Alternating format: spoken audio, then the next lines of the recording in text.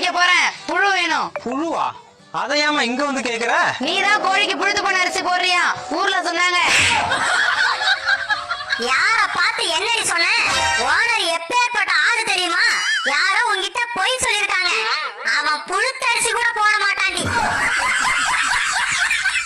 துளியிலே ஆட வந்த வானத்து மின் விளக்கே, ஆழியிலே கண்டெடுத்த அற்புத அணிமுத்தே.